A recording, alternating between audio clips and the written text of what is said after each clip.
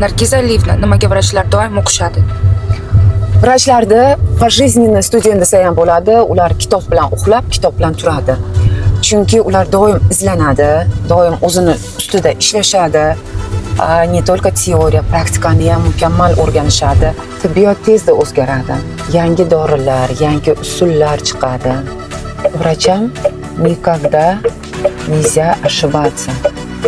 Shuning uchun meditsina sohasidagi ishlayotgan vrachlar, medik xodimlari doim o'zini ustida ishlaydi, chunki juda ham katta mas'uliyat ularda. Endi boshqa sohada ham odam o'zini ustida ishlasa, izlansa, o'qisa, har xil kongresslarga borsa, praktikalarda yana ham yangiliklarni o'ziga olsa, bu o'sadi. Demak, vrach doim student ekanda? Ha, albatta, inson salomatligi uchun doim bilimni yangilab turish shart.